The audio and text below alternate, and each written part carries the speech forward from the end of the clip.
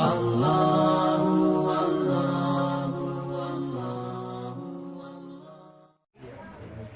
yang mulia, itu pengantar kita. Insyaallah kita akan bahas malam hari ini tentang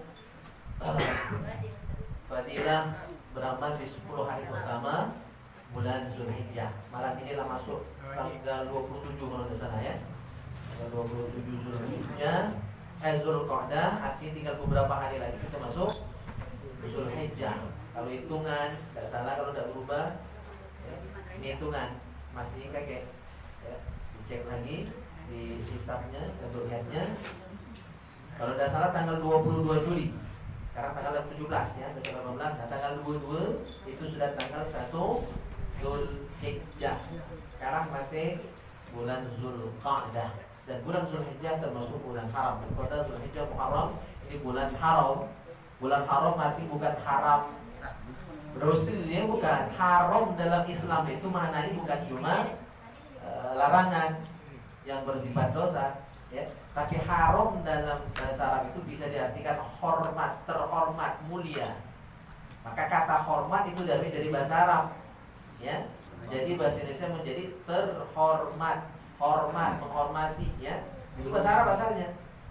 Artinya hormat. Jadi bulan haram artinya bulan yang mulia, bulan yang dihormati dalam Islam. Di antaranya adalah Zulqa'dah, Zulhijjah. Dan bulan Zulhijjah ya, bulan haram, kita disyariatkan banyak ibadah. Di antaranya ya adalah berpuasa. Itu kita bahas ini, kita akan kutip dari kitab Durratun Nasihin halaman 245. Nah, di kitab itu diterangkan satu hadis dari Rasulullah SAW yang menjelaskan tentang fadilah beramal di 10 hari pertama bulan Zulhijjah, tanggal 1 sampai tanggal 10. Wa ruwiya 'an Ibnu Abbas an Nabi sallallahu alaihi wasallam annahu qala. Diriwayatkan dari Ibnu Abbas dari Nabi sallallahu alaihi wasallam, beliau bersabda, "Al-yawm alladhi ghafara Allahu fihi li Adam alaihi salam awal yaumin min Dzulhijjah." Jadi tanggal 1 Zulhijjah, tanggal 1 Zulhijjah itu adalah hari di mana Allah menerima taubat, Allah mengampuni dosa Nabi Adam alaihissalam. Allah ampuni kesalahan beliau ketika beliau di surga. Seluruh halal hanya satu yang tidak boleh, wala taqraba hadhihi syajarah, jangan mendekati pohon ini. Maka di status Facebook saya bulan puasa kemarin ada yang salah tafsir juga. Saya buat kalimat singkat, manusia itu kalau seluruhnya halal, seko diharapkan, seko itu jadi penasaran. Maksud saya itu sebenarnya ke situ, tapi ada yang memahami makna lain, maka saya terangkan ya di bawahnya ya. Ada yang salah paham. Begitulah tabiat manusia. Seluruhnya halal, siko dilarang, yang siko itu dicari-cari. Dan demikian juga dengan setan yang berupaya untuk menggelincirkan Nabi Adam. Waktu itu digoda dengan segala macam cara, tidak tergoda. Akhirnya godaan itu datang melalui istrinya. Jadi melalui istrinya, karena sayang istri, akhirnya terjadilah itu ya, dimakanlah buah kunti.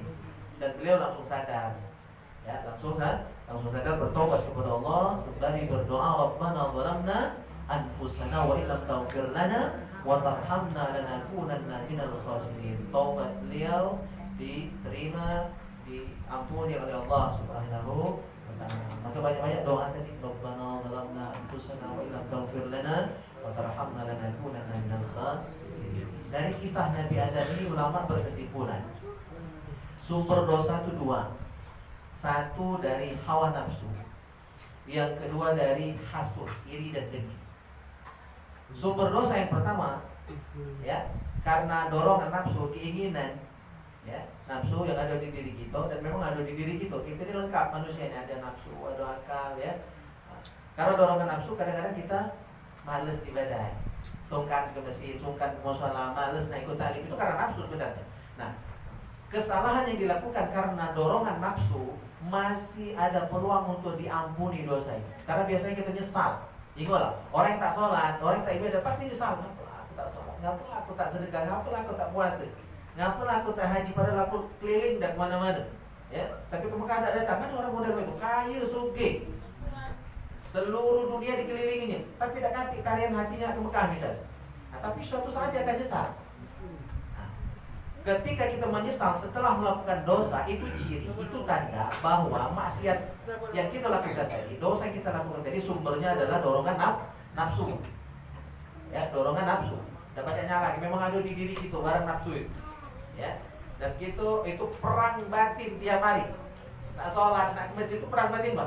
Sembahyang tidak, majelis tidak. Perang batin, bisikan setan, bisikan nafsu, dan bisikan malaikat itu selalu perang di dalam hati kita. Kapan? Kadang kala menang, kadang kala kalah juga. Nah, ketika kita hadir berarti menang. Ya, nafsu kita bisa kita kalah. Nah, kalau nyesal sudah melakukan dosa, berarti sumbernya nafsu dosa maksiat.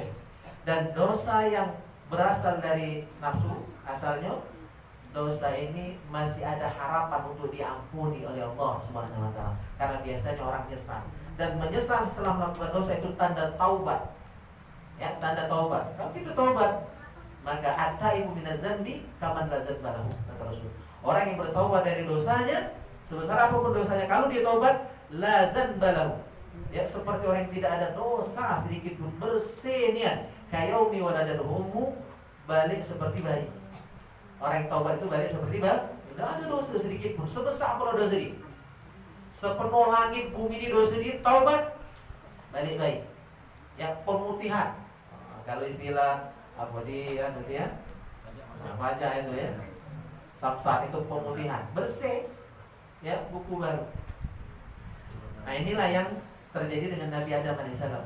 Itu diampuni Allah. Tapi iblis itu dosanya karena iri dan dengki. Lewat dengan Nabi Adam. Iblis itu pangkatnya banyak. Sudah pernah kita bahas di majelis ini.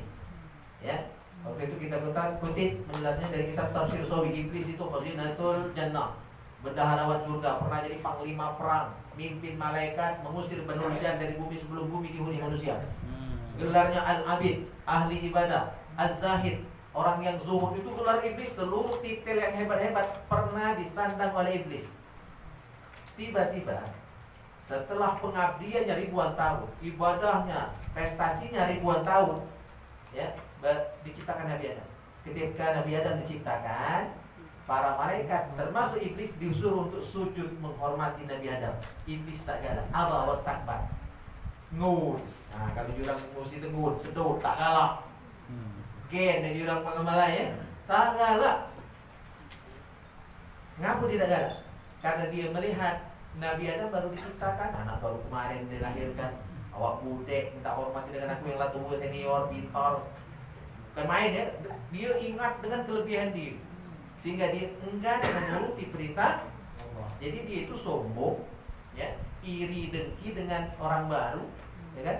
Terus apa? Merasa berprestasi, merasa banyak jasa, akhirnya tidak galak mengikuti perintah Allah. Dia berani melanggar perintah Allah, bantah perintah Allah, akhirnya dosanya tak terampuni. Karena dia memang tak nyesal. Iblis itu tak nyesal, Pak ya. Tak nyesal, tak menyadari kesalahannya. Maka sumber dosa kedua, karena nafsu biasanya nyesal, ada peluang untuk diampuni. Kalau dari iri, dengki, luwak dengan orang, ya, kalau luwak itu benar masih salah, apalagi salah. Nah, biasanya tak sadar dengan kesalahan dan sulit untuk diampuni karena dia tidak sadar, dia tidak merasa salah sehingga tidak taubat. Karena tidak taubat maka tidak diampuni dosa. Makanya, ya, ini sebelum itu tentang kisah Nabi Adam dan iblis yang disurga.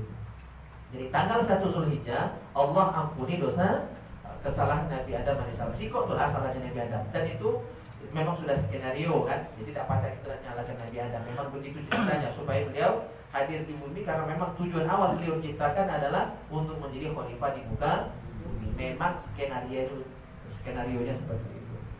Nah, fadilah puasa di tanggal 1 Zulhijjah. Man shoma dzalikal yaum ghafarallahu lahu kulla dzanbi. Siapa yang puasa tanggal 1 Zulhijjah, maka Allah ampuni segala dosanya. Segala dosa ini perlu saya jelaskan biar tidak salah paham. Ya.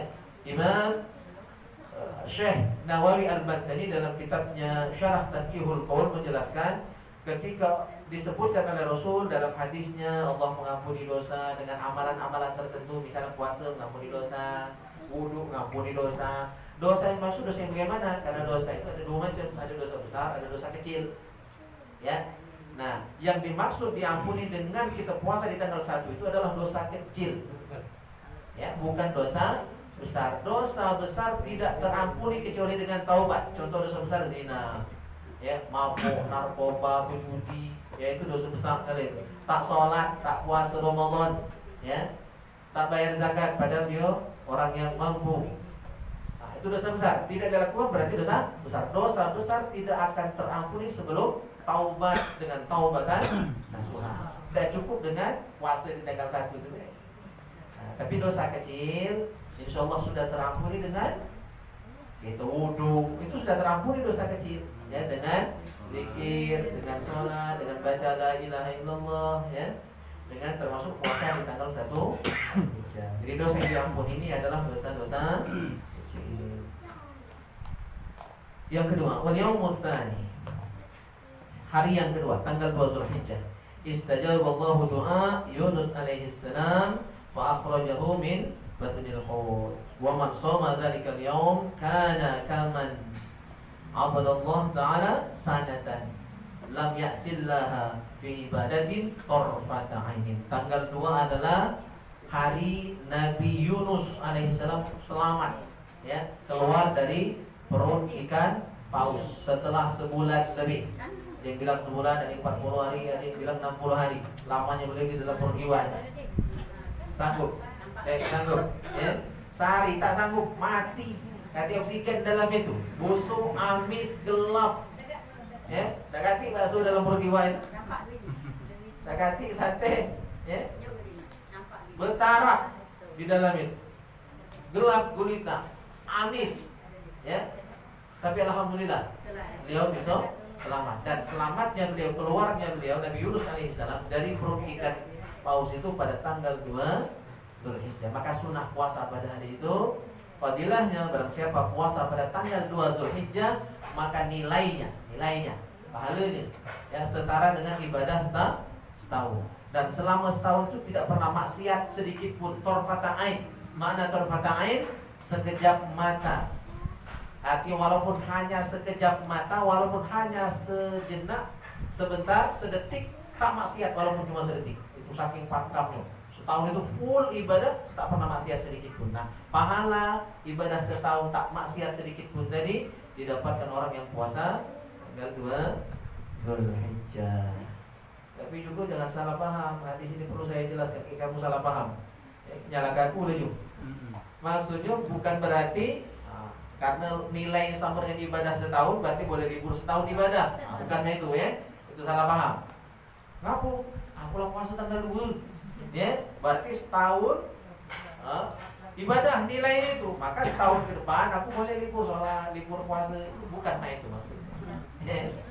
Karena kalau mau dinilai jujur, ibadah itu belum sebanding dengan nikmat Allah. Ibadah itu belum seberapa dibandingkan rahmat Allah kepada kita. Ya, masih ingat yang kisah ahli ibadah yang beribadah sampai ratusan tahun? Ada yang bilang 100 tahun, ada yang lebih dari situ. Ya, ternyata ibadah ini belum seberapa ditimbang dengan biji mati cuma sebelah. Masih berat biji mati sebelah. Nah, mana dengan yang sebelahnya lagi? Mana dengan iman yang lain? Jadi kalau ibadah itu nanti ditimbang dengan rahmat Allah, masih kan? Nah, masih jauh. Jadi tidak usah berhitungan, tidak usah berikinan. Banyak di ibadah. Ya. Yang rajin sholat 5 waktu belum ada jaminan masuk surga, apalagi tak sembahyang. Tak sembahyang. Imam masjid tak katik jaminan masuk surga. Tak katik jaminan. Yang dijamin masuk surga cuma Nabi dan Rasul. Kita belum. Ya, kita belum ada jaminan. Maka jangan puas dengan ibadah kita yang belum seberapa ini. Banyak-banyak. Ya, banyak-banyak. Tanggal 2, tanggal 3 wal yaumul tsalis. Alladhi istajaba Allah doa Zakaria alaihi salam, man shoma dzalikal yaum istajaba Allah doa. Tanggal 3 Dzulhijjah adalah hari di mana Allah kabulkan doa Nabi Zakaria. Doa Nabi Zakaria itu doa minta keturunan. Nasib beliau ini sama dengan Nabi Ibrahim alaihissalam, lambat boleh keturunan, ya. laki bini lah tua, ya, sudah sepuh, belum boleh keturunan. Dan terus beliau sabar menanti rizki dari Allah berupa anak tadi. Beliau terus berdoa, Rabbi habli min ladunka dzurriyyatan thayyibah innaka sami'ud du'a. Berdoa terus. Jadi kalau ada yang nasibnya seperti Nabi Zakaria, sabar baik. Insyaallah lambat laun boleh keturunan. Ya, doa Nabi Zakaria, Rabbi habli min ladunka dzurriyyatan thayyibah innaka sami'ud du'a. Alhamdulillah, doa beliau dikabulkan tepat pada tanggal 3 Dzulhijjah. Beliau diberikan informasi bahwa beliau akan memperoleh keturunan, dan keturunannya pun orang yang soleh. Jadi nabi juga, itu Nabi ya, Nabi Yahya. Dan Yahya itu nabi yang 2 beranak, nabi dari Bani Israel. Ini menjadi pelajaran juga untuk kita bahwa sabar menanti rizki Allah tadi. Apapun itu, anak itu rizki, ilmu itu rizki, duit rizki, garu-garu yang kita nikmati itu rizki Allah. Seluruhnya rizki dari mana? Sabar menunggu barang datang. Yang penting sudah ikhtiar.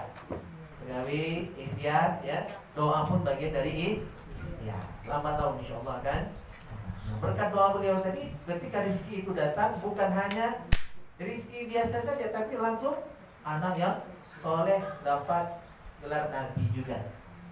Ya, jadi artinya untuk memperoleh anak yang soleh dan soleha, jangan lupa doakan. Sebelum dapat anak, ya doa.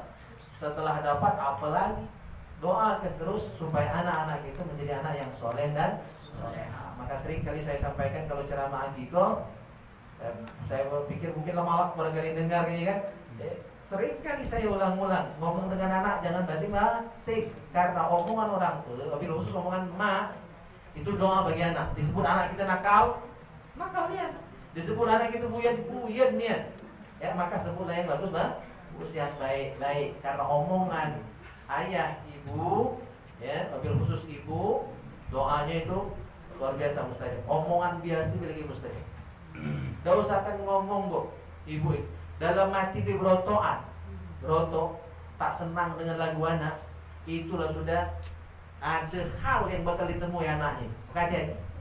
Jadi sayangnya kita dengan anak, walaupun anak kita lagu tak selagu-lagu, tetap jaga hati, jangan sampai ada rotoan di hati ini. Doakan yang tak bagus, kabul. Dan kita tuh lainnya salah, anak kita tuh lah itu. Jadi tak bagus apapun akhlaknya, tetap doakan yang terbaik, karena kita sayang dengan anak. Kalau dia tak bagus, tubuh tulah masih disebut anak siatu, ya kan? Masih tubuh tulah salah. Jadi sedak setuju dengan anak, ya, tetap bagus cakap, bagus doa, termasuk isi hati kita pun tetap bagus. Karena hati-hati, ini pesan guru kami, Kiai Nawaidin Al-Hafidh. Beliau waktu itu kami masih kuliah, jadi belum beranak, belum nikah, malahnya sudah berjauh-jauh hari berusaha. Hati-hati ngomong dengan anak.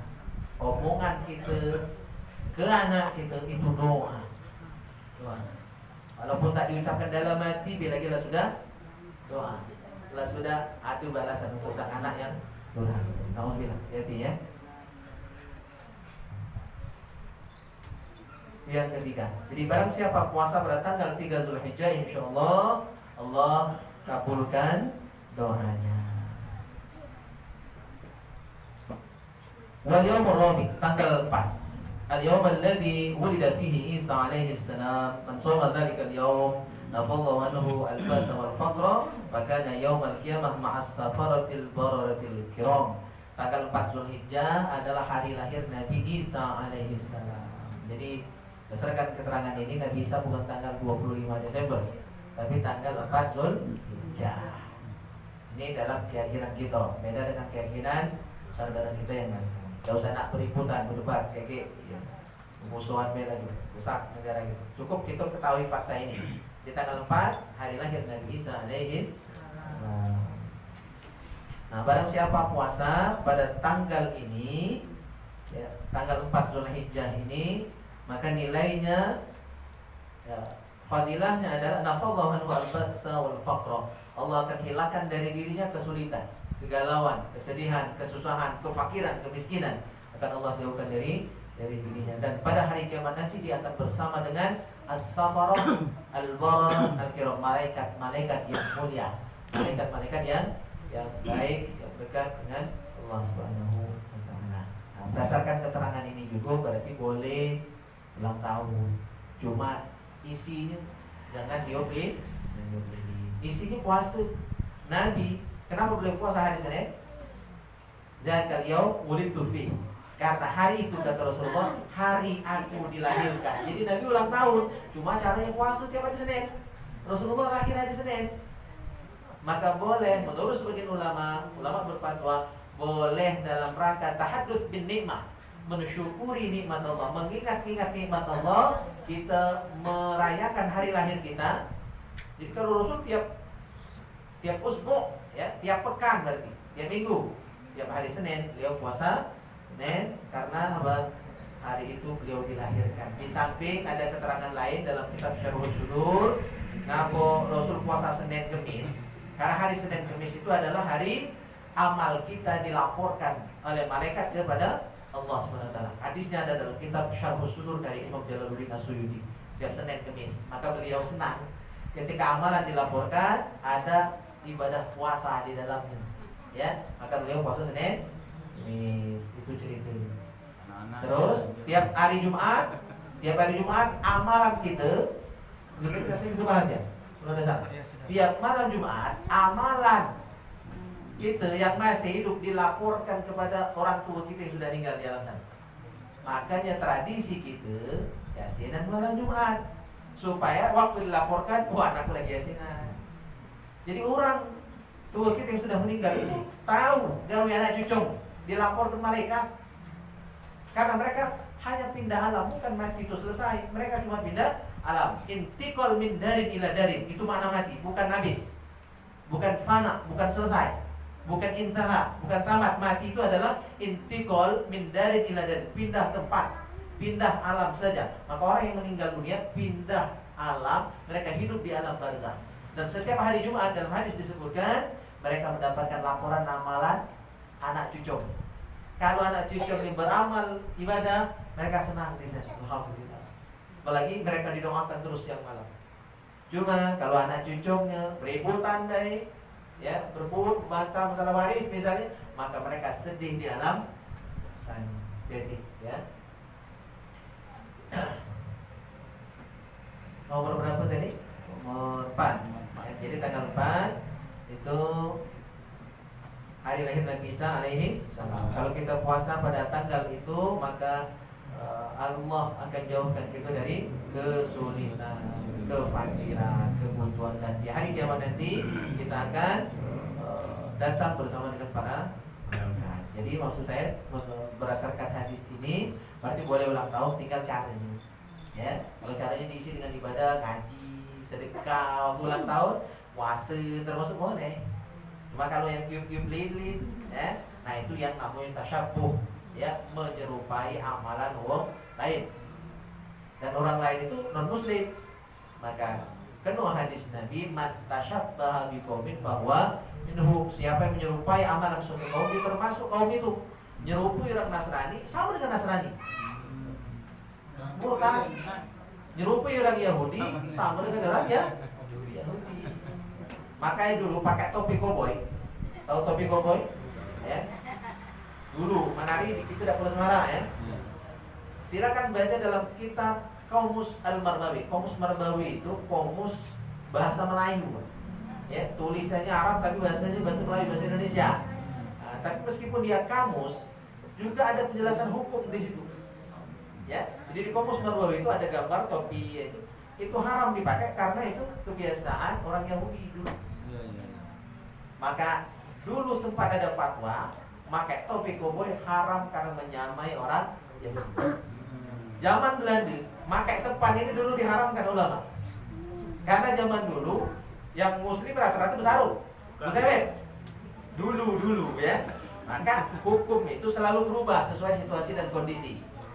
Ya, maka orang yang tidak paham ini akhirnya jadi ini ya, agak sulit ya. Zaman dulu sempat di awal diharam karena kayak sepan. Karena yang pakai sepan zaman dulu cuma Belanda Jepang, ya kan? Nah, akhirnya seiring waktu karena perubahan situasi dan kondisi, sepan bukan lagi ciri khas. Zaman dulu ciri khas, cuma orang Belanda pakai sepan. Kati orang Belanda pakai sewet. Ada orang Belanda pakai sewet. Ya kan? Rata-rata yang pakai sewet orang Islam. Karena begitu kontras perbedaannya, maka ulama berfatwa yang pakai sepan haram karena menyerupai orang Belanda. Sekarang apa pakai sepan? Dah haram lagi karena tidak menjadi ciri khas. Bukan lagi ciri khas orang Belanda, seluruh doanya lah pakai sepan. Ibu-ibu pakai sepan dari pendek loh. Ketat lagi, nah itu yang bersih. Itu dalam, tapi dipakai luaran, itu yang terjadi. Budak gadis pakai baju budak TK, apa yang terjadi? Melentis. Alhamdulillah ya. Masih ada waktu. Tanggal 5. Bahasa gitu neracok ya, kadang pakai apa, kadang apa, itulah aku ngomong. Yang penting nyambung. Wal yaumal khamis, tanggal 5. Al-yawm alladhi wulida fihi Musa alaihi salam, man shoma dzalikal yaum bari'a minan nifaq aw min adzabil qabr. Tanggal 5 hari lahir Nabi Musa. Jadi tanggal 5 Zulhijjah hari lahir Nabi Musa alaihissalam. Siapa yang puasa pada tanggal itu, maka ia akan Allah bebaskan, Allah selamatkan dia dari sifat nifak dan atau azab kubur. Jadi selamat dari dua hal, selamat dari nifak dan selamat dari azab kubur. Nifak itu apa? Nifak itu perbuatannya, sifatnya, ya. Kalau orangnya disebut munafik. Jadi ada perbedaan istilah. Perbuatannya nifak, ya, orang pembohong, ya, bohongnya itu nifak, ingkar janji itu nifak. Orang yang pembohong namanya munafik. Orangnya munafik, pelakunya. Perbuatannya kufur, kufur perbuatannya. Orangnya kan, perbuatannya syirik. Orangnya musyrik. Nah, jangan salah sebut. Ya. Beda. Nifak. Nah, nifak ini sifat paling tercela. Yang penyakit hati yang paling buruk. Fi qulubihim maradun. Nah, itu maksudnya di dalam hati mereka ada penyakit. Penyakit yang dimaksud penyakit apa? Penyakit nifak. Dan ini paling tercela dalam Islam. Maka di awal-awal Al-Baqarah 5 ayat pertama itu menjelaskan tentang orang mukmin, orang bertakwa, ciri orang takwa. 2 ayat setelahnya innal ladzina kafaru sawa'un 'alaihim dan seterusnya 2 ayat itu tentang orang kafir. 13 ayat setelahnya dari wa minan nasi may yaqulu amanna billah, 13 ayat berikutnya itu tentang orang munafik. Saking jeleknya orang munafik itu, orang kafir cuma 2 ayat. Orang mukmin cuma 5 ayat. Di awal Al-Baqarah, orang munafik 13 ayat. Nah, banyaknya ayat yang menjelaskan tentang orang munafik itu menjelaskan buruknya, jeleknya kemunafikannya. Ya. Dan diancam. Maka neraka itu ada 7 tingkat. Neraka itu ada 7 tingkat, ya. Yang paling bawah punya siapa? Punya orang munafik. Jadi orang kafir, orang musyrik itu masih di atasnya. Masih lebih ringan, walaupun masuk neraka itu masih agak dingin dikit. Tapi saya angkat tulah namanya api kan. Nah, neraka yang paling bawah itu untuk orang munafik. Innal munafiqin fi darkil asfali minan nar. Orang munafik tempatnya di neraka yang paling bawah, di keraknya neraka. Nauzubillah. Maka kalau kita puasa di tanggal berapa tadi? Tanggal 5. Ya, insyaallah Allah bebaskan kita dari kemunafikan itu. Nauzubillah ya. Nah, di samping itu juga berupaya. Ada ciri munafik ini berat, segala pembohong, mudi ke, ngolah ke, ya, ingkar janji, khianat. Nah, kalau ciri itu ada sudah masuk munafik. Ya, malas ibadat, malas zikir. Kalaupun zikir, dokat, itu termasuk ciri munafik. Ya, wala yadhkurunallaha illa qalila. Zikirnya dikit, orang munafik malas berzikir. Wa idza qamu ila sholati qamu kusala. Kalaupun dia sholatnya malas-malesan. Jadi orang munafik juga sholat, tapi males. Jangan tidak baik. Nah, kalau tak sholatnya itulah kafir, murtad. Orang sholat tapi lesu, dungkang, munafik. Jadi berat barang ini. Ya.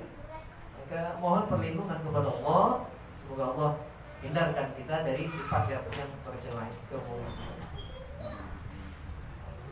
Yang keenam, wal yaumus sadis. al-yawm alladhi fataha Allah ta'ala li nabiyhi al-khaira man sawmahu yanzurullahu ilaihi birrahmah fala yu'adzab abadan.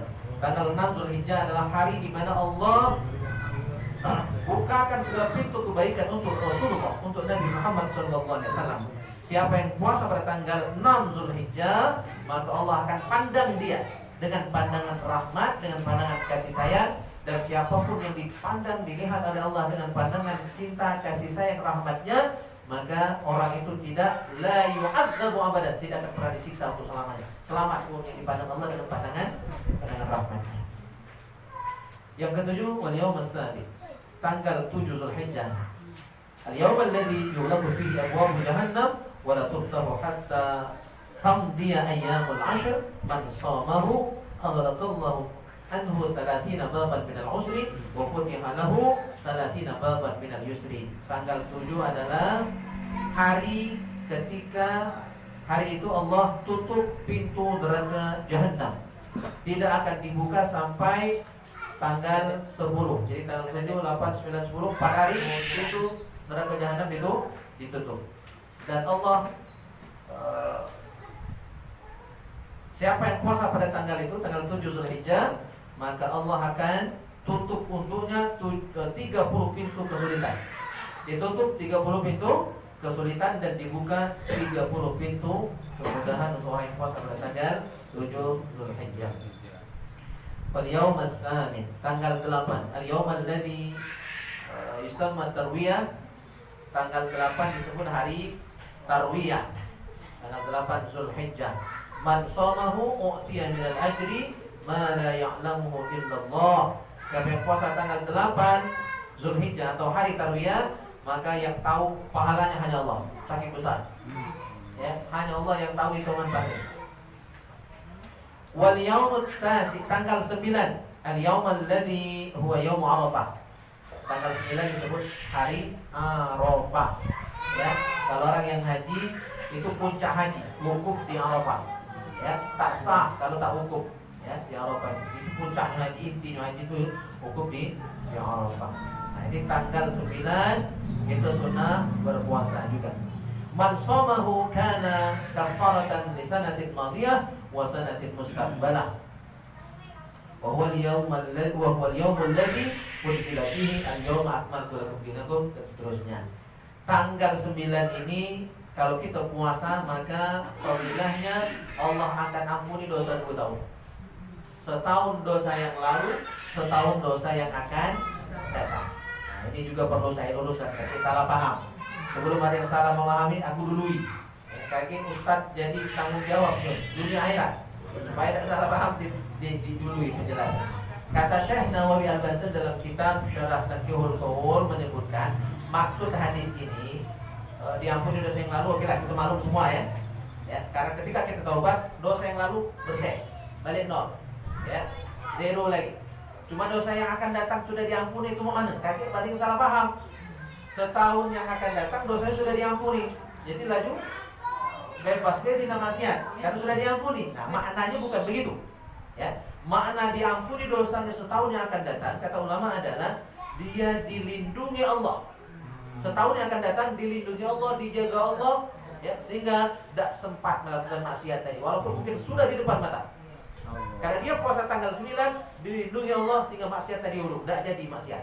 Dijaga Allah. Ada halangan sehingga maksiat itu tidak jadi dilakukan. Mungkinlah sudah tidak pergi, ya, maksiat nak tempat maksiat, tiba-tiba motornya mogok misalnya kan. Itu halangan yang sebenarnya menyelamatkan kita. Megang HP nak buka situs tak benar misal, tiba-tiba ngetop baterainya misal, habis paket, habis pulsa, itu ya, atau apalah halangan. Itu cara Allah nak menyelamatkan gitu. Maka ketika ada kejadian yang tak enak, ya, itu hakikatnya kita yakin ada hikmah, ya, ada hikmah. Barangkali ya, ngapa kita orang berangkat, mungkin kalau dia mungkin bakal kecelakaan, ya. Jadi yakin ada hikmahnya. Jadi mana diampuni dosa setahun yang akan datang, Allah lindungi orang itu kalau puasa tanggal 9 Zulhijjah, sehingga setahun ke depan Allah jaga dia sehingga lebih banyak ibadahnya daripada maksiat. Ya. Nah, tanggal 1 sampai tanggal 9 sunnah puasa. Sunnah puasa. Ya, tapi lebih ditekankan kalau baca tanggal 8, tanggal 9 itu jangan tidak. Ya, habis mepet tanggal 9 jadilah. Ya, kalau dari tanggal 1 mungkin agak berat karena puasa sunnah yang saya rasakan lebih berat daripada puasa wajib. Ngapa? Kati rewang. Kati. Kalau puasa wajib seluruh orang, dikit yang tak puasa. Ya kan? Yang tak semekok itulah yang tak puasa, ya kan?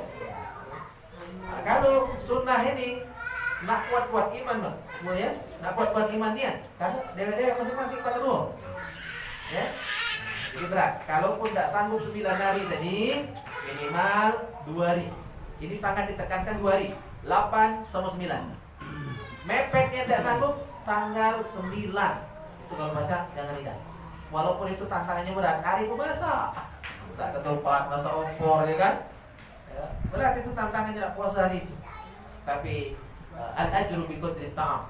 Balasan pahala itu tergantung tingkat kesulitan.